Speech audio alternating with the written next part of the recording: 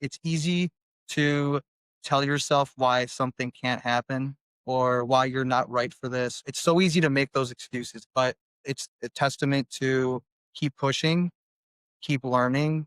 You can do it.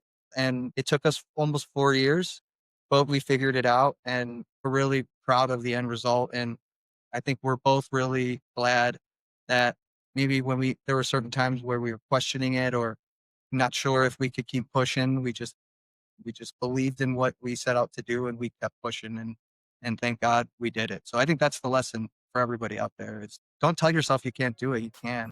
Welcome to the Lay of the Land podcast, where we are exploring what people are building in Cleveland and throughout Northeast Ohio. I am your host, Jeffrey Stern, and today I had the real pleasure of speaking with Jim McCarthy Jr., filmmaker and director of the new documentary, Mr. Football, and David Conwill, executive vice chairman and former CEO of Redwood Living, as well as executive producer on this film. Dave's career spans 2 decades building Redwood Living into a national leader in single-story rental neighborhoods, scaling from a handful of units in Northeast Ohio to more than 20,000 homes and multi-billion dollars worth of development across nearly a dozen states. Alongside his entrepreneurial work in real estate, Dave has recently ventured into storytelling, teaming up with Jimmy to bring Mr. Football to life. Jimmy's journey is personal. As a member of Benedictine High School's 2004 state championship football team, he lived through the triumph and tragedy that Mr. Football explores, which covers the roller coaster highs of playing in 3 consecutive championship games, the spirit of the school itself, and the lows of Lorenzo Hunter's murder and one tragic night that changed many of their lives. The film itself is named after the award for the best player in Ohio, the state's high school version of the Heisman Trophy. 2 decades later, Jimmy has turned that experience into a screenplay and ultimately into a powerful documentary, working alongside co-director Sean Reck, CEO of Cleveland's Transition Studios, as well as Ryan Kelly, partner at Substance and a producer on Mr. Football, both of whom have shared their own stories on Lay of the Land, episode 85 and 221, respectively. In our conversation today, we cover Jimmy's inspiration in the process of making Mr. Football a reality, cathartically revisiting Benedictine's championship run and its aftermath, Dave's entrepreneurial journey through the origins and growth of Redwood Living and lessons learned scaling it to billions in development, the creative process of what it takes to bring a film to life, the entrepreneurial and creative parallels between building a company and producing a documentary, and ultimately what Jimmy and Dave each think about success, impact, and takeaways of Mr. Football, and what might come next. Dave and Jimmy's collaboration here bridges business and powerful storytelling in a way that is uniquely Cleveland, and I'm grateful to share this conversation with you today. Please enjoy. Lay of the Land is brought to you and is proudly sponsored by Roundstone Insurance. Headquartered in Rocky River, Ohio, Roundstone shares Lay of the Land's same passion for bold ideas and lasting impact from our community's entrepreneurs, innovators, and leaders. Since 2005, Roundstone has pioneered a self-funded captive health insurance model that delivers robust savings for small and medium-sized businesses. They are part of the solution to rising healthcare costs, helping employers offer affordable, high-quality care while driving job creation and economic growth throughout Northeast Ohio.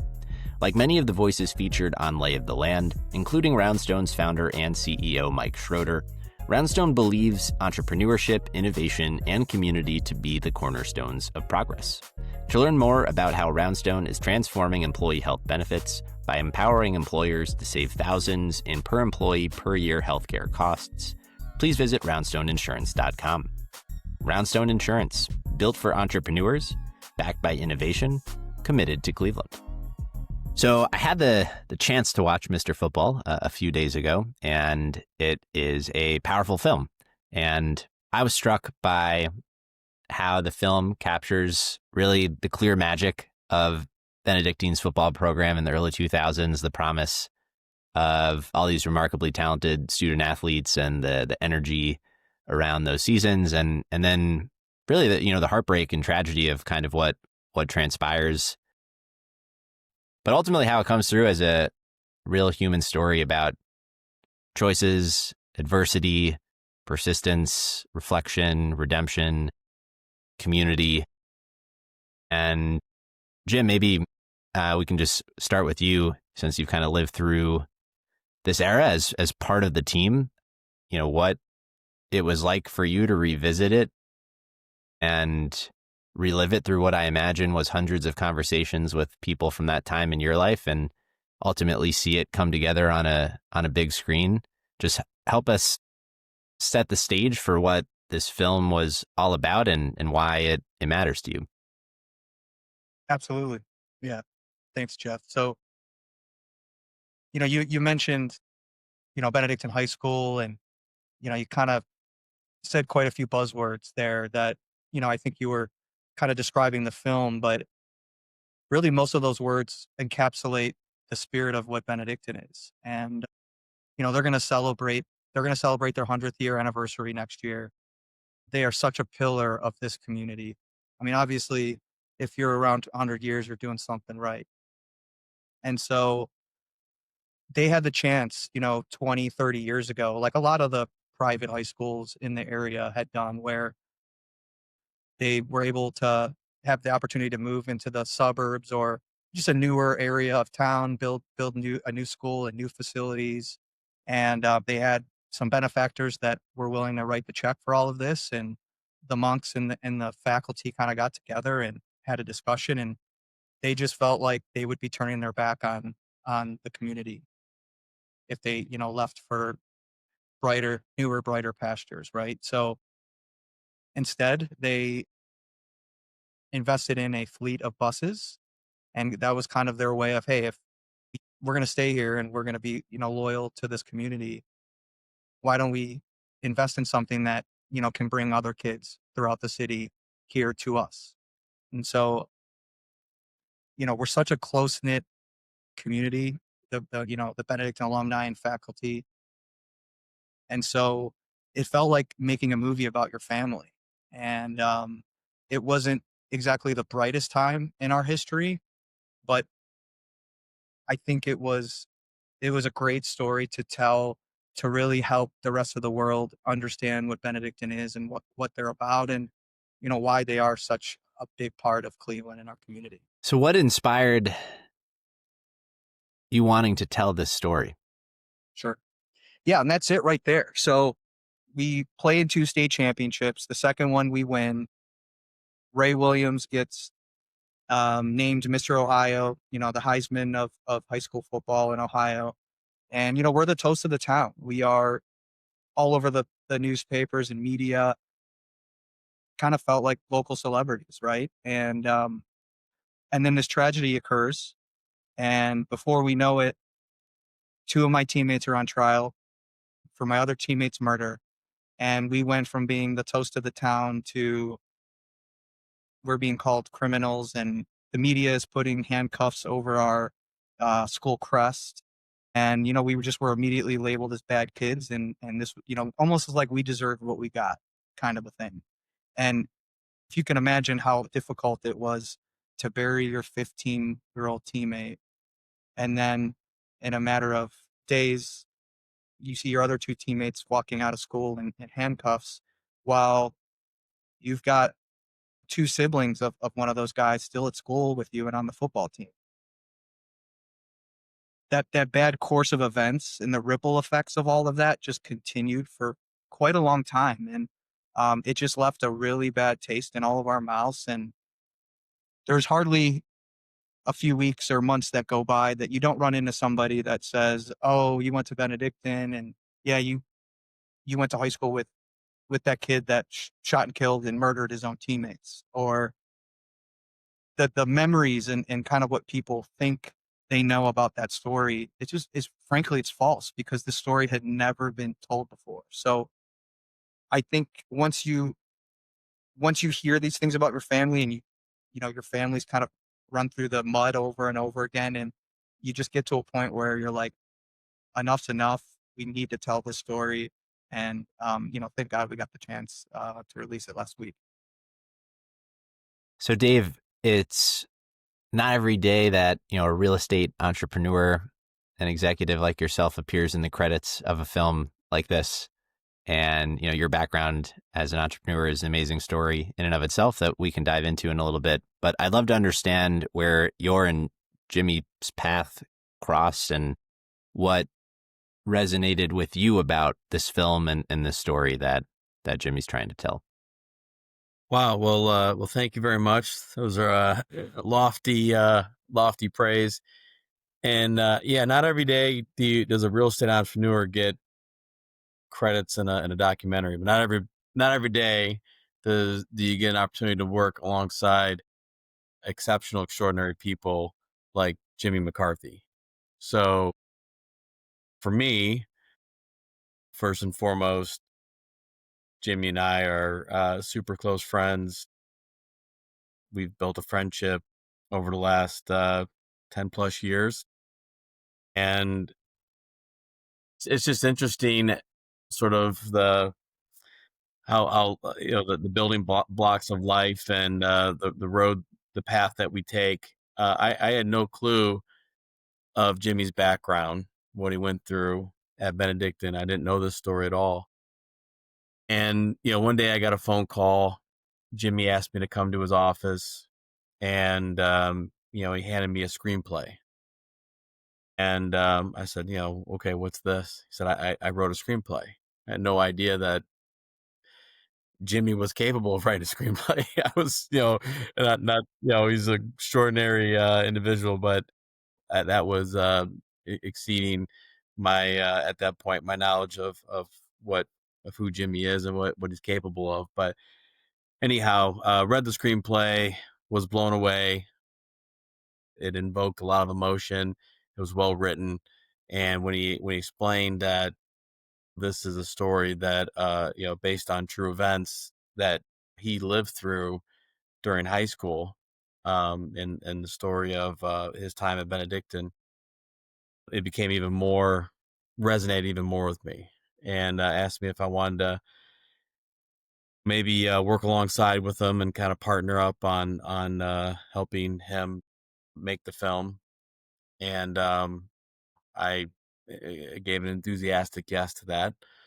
And from then on, I was, along his side the whole way, as an investor, as a counselor. I know nothing about filmmaking, zilch. I know a little bit about real estate, a little bit about finance, and being an entrepreneur.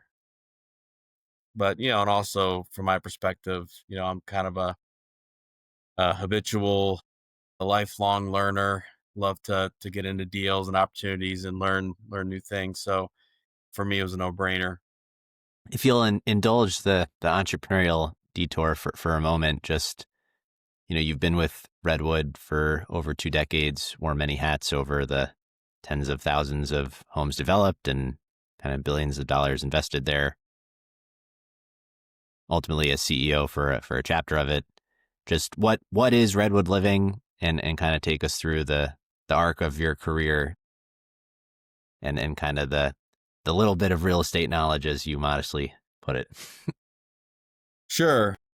Well, I come from humble beginnings, for the most part, raised in Northeast Ohio, Medina. Caught a lucky break when I was in high school, and my mother went to work for a company called Pride One as a receptionist secretary, and she came home one day and asked if I was interested in working as a laborer on the job site. I was 15 years old, didn't even know what that meant.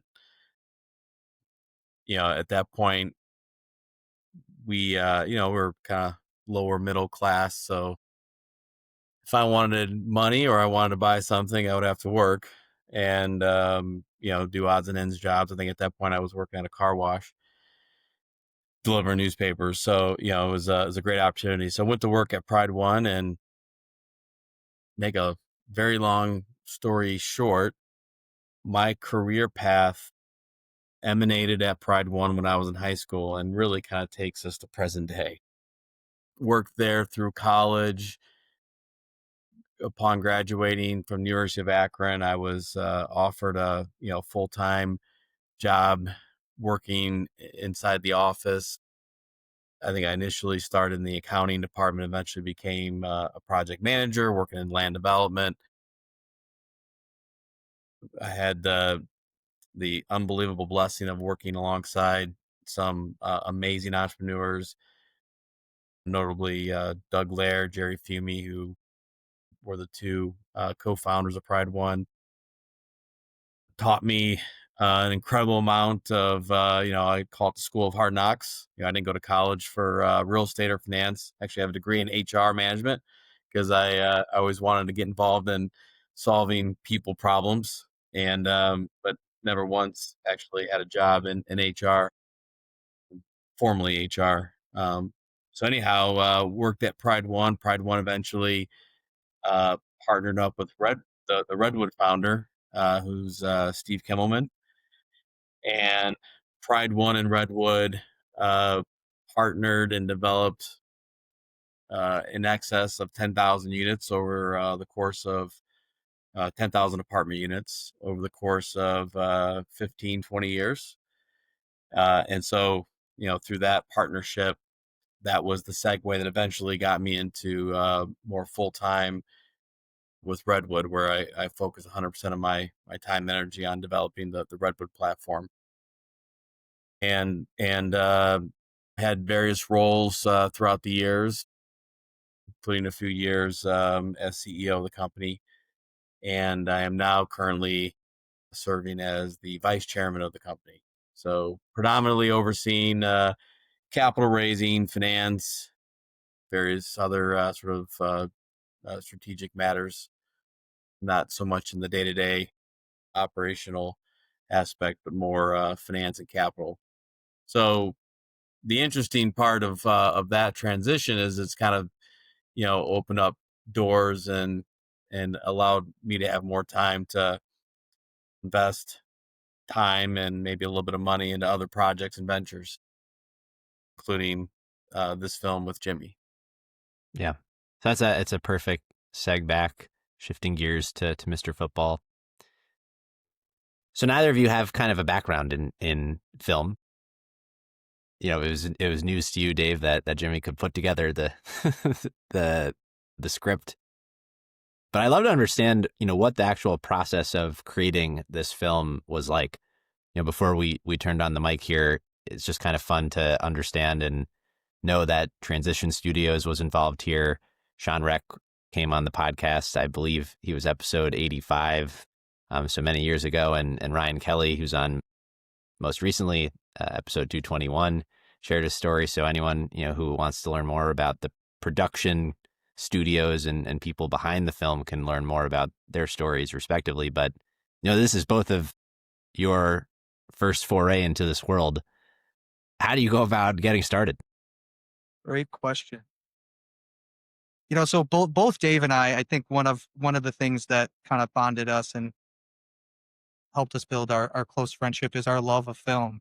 That was, I think, one of the first things we really bonded over so many years ago when we became friends, was our love of film. And even still to this day, we try to make it a regular thing, at least maybe once a month, where we'll just meet at the theater and catch a movie together, and kind of gives us a little bit of time to maybe turn off what's going on outside of that theater, and kind of just gives us a little bit of a safe place to, enjoy our friendship, but just enjoy a film, and have the chance to talk and reflect on. And I think it's a good thing that we have a regular thing we try to do. And so having that background, myself, I have been a student of film as long as I can remember, as long as I was a little kid. And so, co-directing a film is truly a dream come true for me. It's just been an incredible experience. But to kind of answer your question, as Dave mentioned, when I was a senior at Cleveland State, I took a screen. It was actually the last semester of my senior year. I took a screenwriting class, and I decided that I needed to use this story to write my screenplay and, to pass the class. But I had never talked about it before. I really had never gotten this off my chest. And so I found it to be really cathartic for me. And I felt pretty good about the script after it was finished, and obviously got a pretty good grade on it. And I just told myself that at 20 years old or 21 years old, I'm, I'm not really sure what I'm going to do with the rest of my life. And I'm just starting to build connections and all of that. But I knew that at some point, once I was a little more established in my career, et cetera, that I needed to circle back on this. And so fast forward to about 4 years ago, Dave mentioned he was the first phone call I made after I had made a few connections, decided that it was time to share the script. I was really just looking for someone to help me just polish it up a little bit because I'd written it without any background as a college kid. And before I knew it, it got shared around, and I had producers calling me. And so I called Dave. He was that first phone call, and we talked, and we just decided that if we were going to do this, we needed to do our due diligence and really kind of turn over every rock and just know what our options were, and just decide, just like I think what Dave does amazing in the Redwood real estate world is he's very good at being dialed in with the details and really understanding what cards he has to play with. And then he makes sure that he has the most data available to him to make those right decisions. And so we felt like we needed to do the same thing, that we needed to have a few different conversations and see who we gravitated towards, and what was the best fit. And so we ended up getting referred to Sean Reck, who's the president of Transition Studios here in Cleveland. It is an absolute hidden gem here. They've had quite a few hits that have gone onto the big streamers. And so we had a few conversations with Sean and his team. And, we quickly realized that a documentary was probably the right approach to this story, at least from the first iteration of it. And just feeling like Sean and Transition really understood the true crime genre, and he knew what our vision was. And once those things start to fit, it becomes just more of a feeling and a gut call. And we're both glad that we went through that process to find the right team and the right studio. Yeah, absolutely. As much as it was a cathartic journey for yourself, and one thing that's very clear in the film, just listening to people reflect on it, is how cathartic I think it was for everyone involved.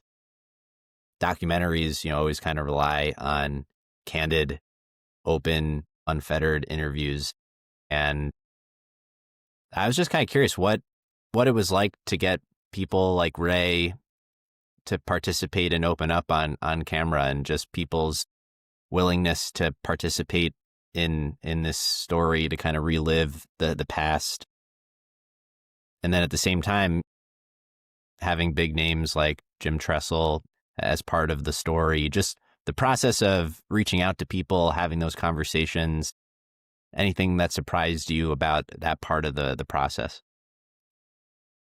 Yeah. So, I mean, what I had going for me was I literally have been thinking this through in my head for 20 years.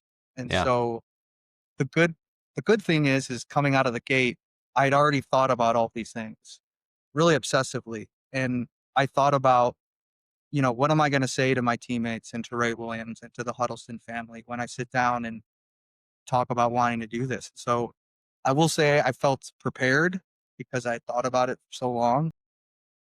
But I think we had to come up with a very clear set of goals, telling the story from just a factual basis, trying to tell the most factual, true side of the story as possible, but really trying to have the most positive outcomes for every party involved. And so once we really dialed our vision in and what our main goals were, it really helped all of those tough conversations. It changed those into positive conversations very quickly.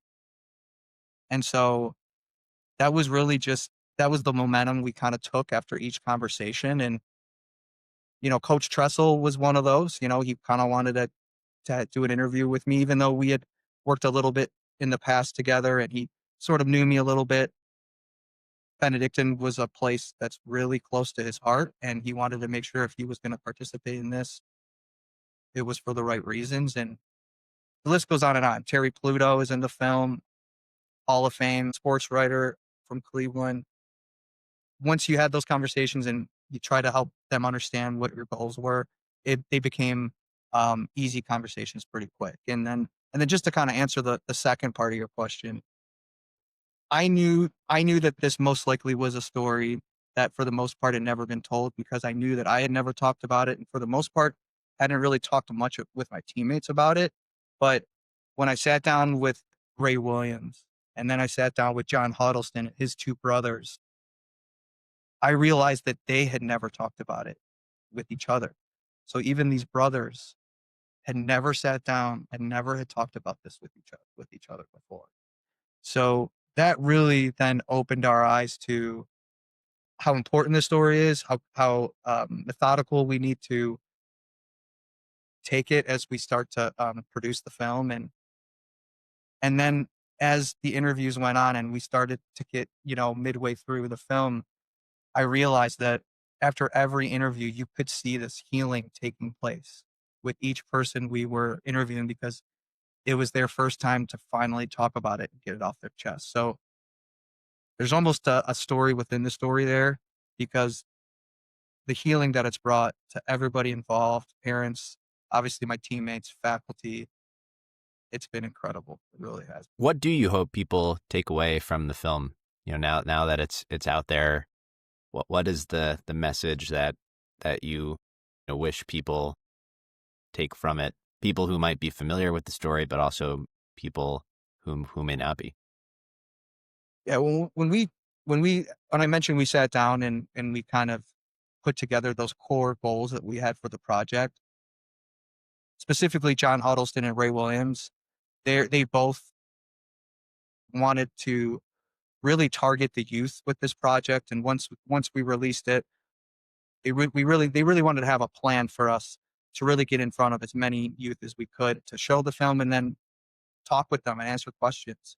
So there definitely is a cautionary tale that we really want to get as in front of as many kids as possible. We think that even if it teaches them to think twice before making that split decision that could possibly ruin their life, or cause a lot of harm to their life and others in a matter of seconds. So that is definitely a big core part of that. But I would say what really motivated me to do this overall, and really feeling like this was that right time, is just we just so divided right now as a country and as a people. And and I feel like empathy is at almost at an all-time low. And once again, going back to the spirit of Benedictine, I mean, we were at the time, a group of ragtag, blue collar kids from all over the city of Cleveland, all different races, all different backgrounds. And so what we did at Benedictine freshman year, the first day, we left all of our differences at the door. And so when we walked into Benedictine as freshmen that first day, it was all about what are the common things that we can learn about each other, and what are the common goals then that we can learn together and bond over, and then have success throughout our high school careers, and then into our lives. And so I just really think I really wanted to make sure we captured the spirit of Benedictine, because I just think if we can, just as a people, if it just gives us the ability to just stop and just try to understand each other just a little bit more, I just think we would just be so much better off because of it. It's certainly a platform that seems to facilitate having those kinds of conversations that, in the absence of the film, I mean, obviously it didn't happen for 20 years, those conversations. So in a lot of ways, from the outside looking in, it feels the journey of creating a film is very much an entrepreneurial one, which generally comes with some very difficult challenges, some lows, some highs in the process itself. When you reflect on the experience of actually bringing this to fruition, what sticks out to you as some of the greatest hurdles, challenges overcome, but more on like the process of bringing this and making it a reality? one of the big ones was with any other project that I've ever worked on in my whole career, there was a very clear start and end to that project, right? And usually there's a deadline that is kind of driving that project, right? This was a whole new world for me because it was, there's no, obviously you want to get it finished as quickly as possible, but you needed to kind of let the story tell itself. And so it took you maybe in some directions you weren't expecting. And, you get down to maybe you're like, all right, we're on our 50th interview. This is probably going to be the last one. And then all of a sudden, that interview tells a story and you're like, whoa, I wasn't expecting that. Now we got to go talk to this other person because this is pretty important.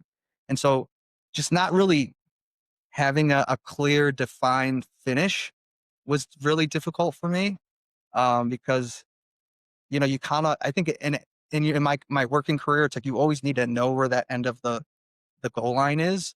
And so not having that was really tough for me. And I just think learning a new medium, learning something brand new and try to execute it, it's a humbling experience. And so it just really reinstilled in me how the people that you work with are so important.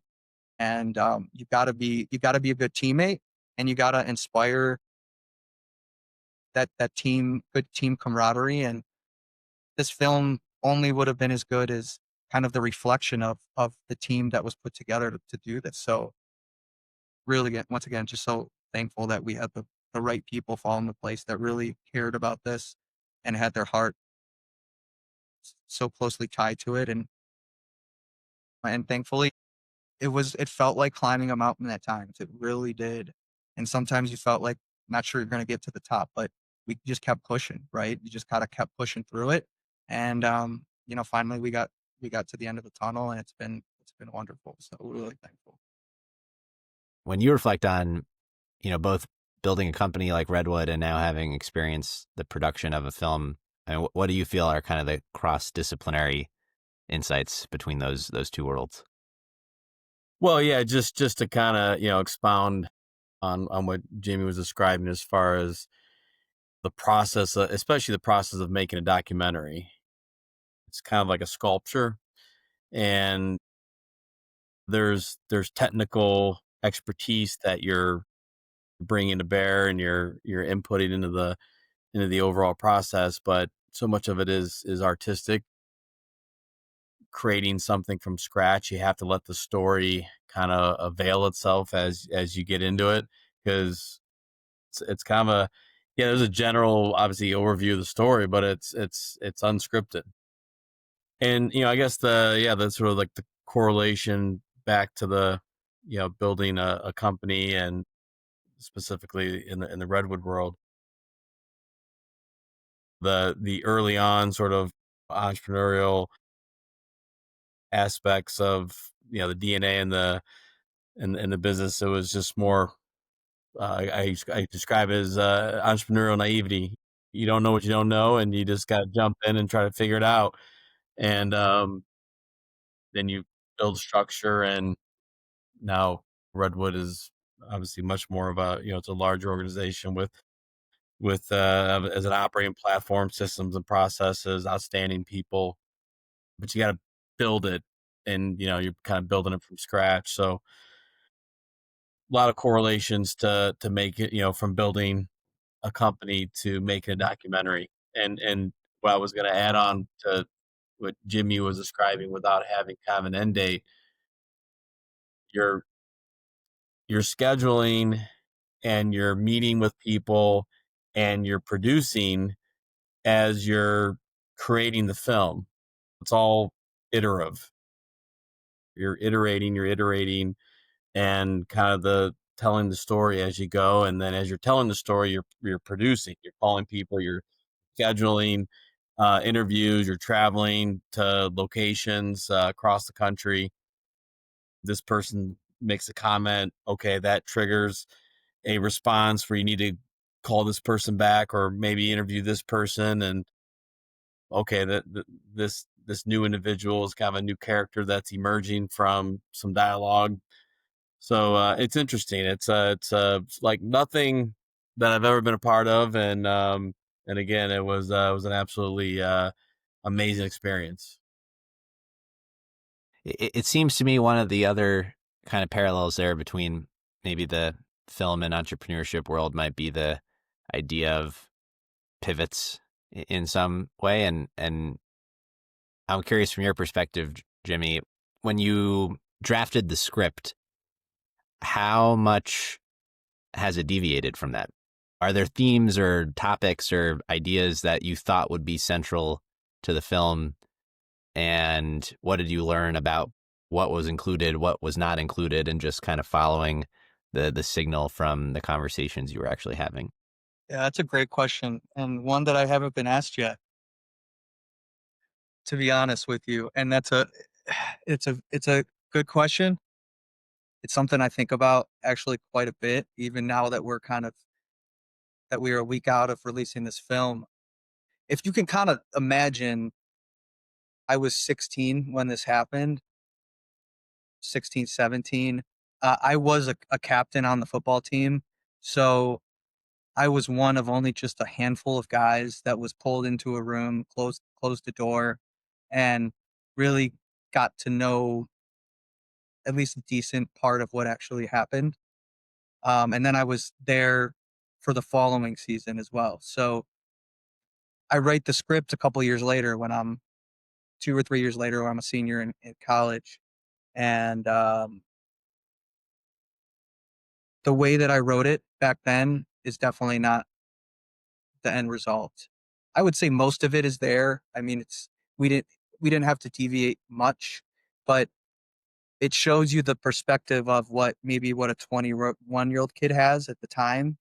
And then it allowed me to look and say, okay, as I started to get older and I started to look back and say, okay, maybe I'm maybe I was hard with this person, and maybe now that I'm a little bit older and I have a little bit better perspective, that maybe that was kind of just a kid not understanding and just kind of angry and sad. And so I was able to kind of go through it over the years and sort of update it a little bit after I had some perspective. And then having kids is a whole nother thing, right? Like, you start to get older and you realize, like, wait a second, we didn't know what we were doing. We were kids. This really could have happened to anybody, because Mm. I knew my teammates were good guys. This was not something they were doing on a regular basis. It's not any of us were doing. We were good kids. We were almost in a bubble in a way. And so I will tell you, like, in my original script, Rodney, the drug dealer, the shooter, he's sort of the villain of the story. And so for so long I had really blamed him and said, obviously he's this drug dealer that shot and killed my teammate. And then, a few years later, he ends up committing another murder, and now he's in prison for the rest of his life. And so it was really easy to pinpoint him as the bad guy and kind of make him the antagonist. But once I started to then finally dig into the story and I started to get the truth of it, I realized that he was just another casualty in this, that he was really only defending himself because he had gotten jumped a couple weeks earlier and wasn't able to defend himself. And so I quickly realized that he's just another innocent victim in this, because I found out that it really he became really guilty, and it really put him in a dark place, and it kind of pushed him into a kind of on a bad path to where he to ending up in prison. So that's just an example of how I think my perspective as a kid changed over the years. And I'm, so thankful that I did wait, obviously, to make sure I was able to flesh some of those things out, and then obviously get to the bottom of the story. Because when I wrote the script, I only knew what I knew, but Yeah. obviously now I have the context of being able to talk to everybody and get everything out. You kind of alluded to this in your answer there. I mean, obviously this is authentically a Cleveland story, but do you see the story of Mr. Football as a Cleveland story? I mean, obviously it resonates across communities nationwide, but just what aspects do you feel uniquely about this place, and which parts more broadly universal. Yeah, for sure. I mean, is it a Cleveland story? Yes, it is, because it takes place in Cleveland. It takes place at, like I mentioned, Benedictine High School, which is such a pillar of this community for almost 100 years now. So is it a Cleveland story? Yes. But I never looked at this as being, we're just keeping this to Cleveland, or it's only relevant to Clevelanders and Ohio, people from Ohio. Completely the opposite. I mean, the driving force behind this was to get this in front of the whole world, because we do think that we can change the lives of kids all over the world, and hopefully, like I said, inject a little empathy into it, because I feel like James Gunn just did that on a commercial level with Superman. How he was able to infuse Yeah. empathy and into that blockbuster movie, and walking out, I just had this, I had this little pep in my step walking out of the theater after watching Superman. Like, I want to go hold the door for the guy that's walking in the theater. It made me want to just be extra nice that day. And so I hope that we can provide a little bit of that magic that James Gunn was able to inject into Superman. Definitely, this is a story that's relevant worldwide. It's a good mixture of true crime and sports, right? And so, I mean, I think as Americans, we love football, and I think the rest of the world is pretty intrigued by American football. And then I think true crime is one of the biggest genres in all over the world. So I think we're pretty well set up for something that's universal to everybody. You mentioned the light at the end of the tunnel, having reached it and emerged into the world and on the other side. What has it been like? How has it resonated? What has surprised you about the release and distribution of the film? Obviously, there is a certain indefinite time to the process, but seems like a clear demarcation of something accomplished along the way. So just kind of speak to releasing it. And this is where right. And this is where that sort of, you need to have a good tag team of creative entrepreneur with traditional entrepreneur, right? Because I really looked like my core job in all of this was to create something that was as good as it possibly could be, and to get it out into the world. And so last Tuesday was really kind of that getting to the top of the mountain for me. And so I feel like I'm so happy with how it turned out. It really, like I said, after thinking about it for 20, 21 years, you kind of don't anticipate it to meet your expectations. And it did. So I'm so happy and so thrilled. And it's been just a whirlwind. I don't really have a way to describe how the last week has been. I mentioned before we got on, there's been a few times where I've had to pinch myself just to remind myself that I'm still awake, because it does feel that way. But it's great hearing that people enjoy it, and hearing those things is so incredible. But I think what's the biggest thing for me is I want to show this to my kid, and I've already had some people reach out to me. They've sat their kids down and they've watched it, and the kids really enjoyed it, and they had a bunch of questions after it. Like, hearing those things is so awesome. And then the other part of it is hearing everybody from Benedictine feel like we've made them proud, because Benedictine, like I keep saying, is so important to this city, to this community, but it's so important to thousands of families all over the country now that have been a part of that family. So hearing that from at least so far from the Benedictine community, that something that they can be proud of, and hopefully start to share what's so special about Benedictine to the rest of the world. So that's what's been so incredible to me, and my sort of reactions. But now it's kind of, we're passing that entrepreneurial baton a little bit, where Dave's really great at scaling and getting us in front of the right people to really take this from a distribution standpoint to its highest point. So we're kind of like that perfect tag team, and wanting to make sure this is as big and as great as it possibly could be. I'll just add a quick comment. I think this is just the tip of the spear. This is Jimmy's life.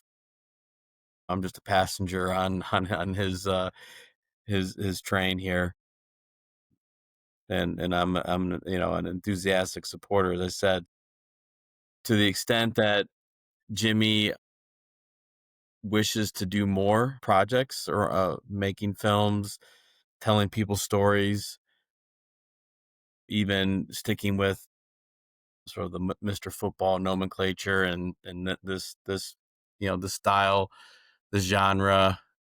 I'm sure there's a lot of stories that we could tell across the country that are worthy of being told, and do it well. And those individuals in those particular situations, this is now validating empirically for Jimmy as a filmmaker, and those particular individuals can trust their sort of precious stories that are so close to their hearts, and they live through with in Jimmy's hands. So excited for the future as far as what comes next. I know we gotta stay in the moment and live the moment, and we're perpetuating Mr. Football and want to see tremendous success.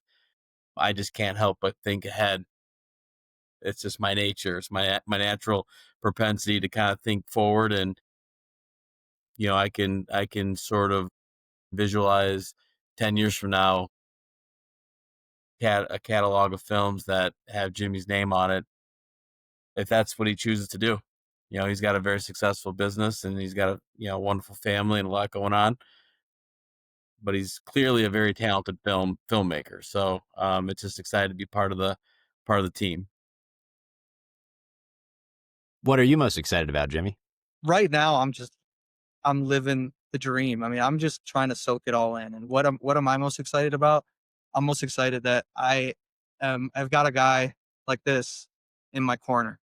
I mean, I think what he just said says it all. I don't really have to expand on it, but just I'm so blessed. I am so blessed. I am so lucky to have not only Dave Conwill in my corner, but there's more people he's brought into the fold.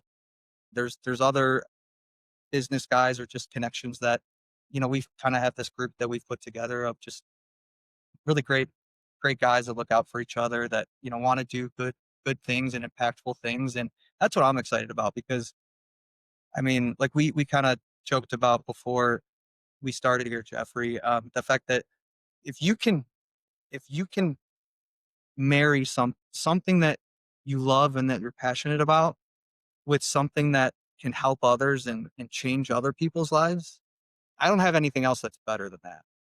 I don't think I'll ever come across anything, at least for me, that's better than that. So what I'm excited is that hopefully this continues to do those things, this Mr. Football, and we'll see if there's another opportunity to do that. I think we'll cross that mountain when we get there. Yeah, it's like when in the Redwood world, we close a deal, break ground, great, we celebrate it, but I'm already thinking about the next deal. The next deal. That's just Yep, yep. and you mentioned entrepreneurship and an entrepreneur. That word has been said multiple times, and a lot of people have ways to define and describe that. But from my definition, it's the intersection of passion and ability, God-given abilities, and using your God-given talents, to leveraging that with immense passion to do great things, bring about amazing results, and impact people's lives. So this is certainly a very staunch example of what being an entrepreneur is all about. Yeah, beautifully said. When you reflect on this whole journey together, are there particularly salient or important parts of the journey that you wish I had asked about? Is there something that we're missing here when you think about Mr. Football and the story and the process of making it a reality? I don't think so. I just think that it's easy to tell yourself why something can't happen, or why you're not right for this, or I don't know how to do this. So yeah, that it's so easy to make those excuses. And as humans, it's easy. We naturally can do those things, especially once you let anxiety creep in, right? But I think it's just that it's a testament to keep pushing, keep learning. You can do it.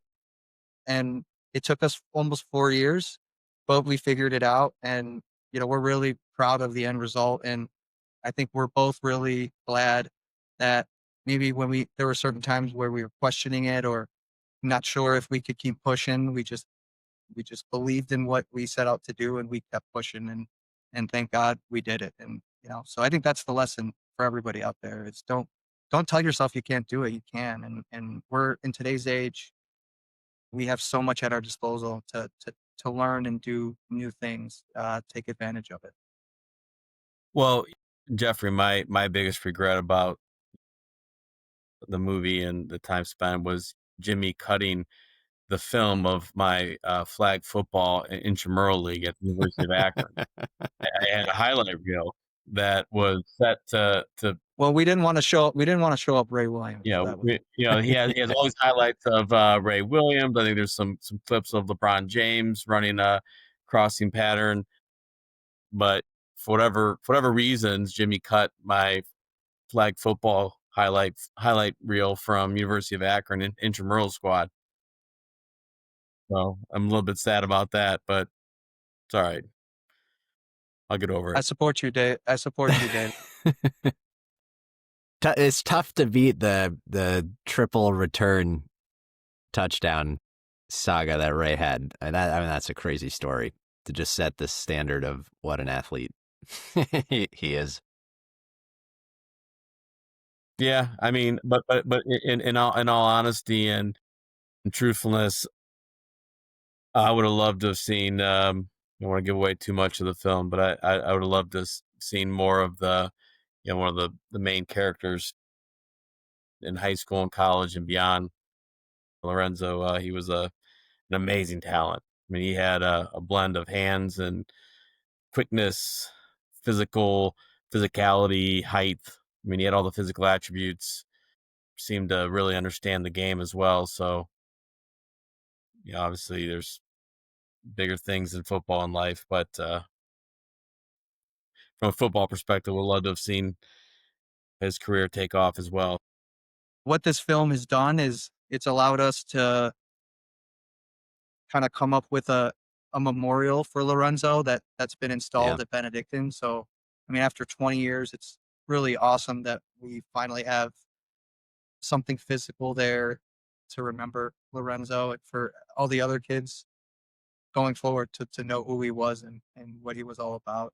But then now we've established a scholarship. So the Lorenzo Hunter scholarship is at Benedictine now. At least one kid will be able to take advantage of it every year. We're hoping to grow it and be able to use it on multiple kids. But thank you for mentioning Lorenzo, Dave. I mean, he first and foremost was the main inspiration for this in the first place. And anybody who would like to kind of help contribute, there's a scholarship in his name at Benedictine, and you're more than happy to make a donation. We appreciate it. It is an important outcome of all this, for sure. We'll work to bookend the conversation here. You earlier, Jimmy mentioned the hidden gem of Transition Studios, which is actually the traditional closing question for hidden gems in the area. So perhaps you've already answered it, but Dave, any hidden gems? I'd say buyredwood.com, but we have almost probably, I don't know, 30 locations throughout Northeast Ohio. So I'm not sure.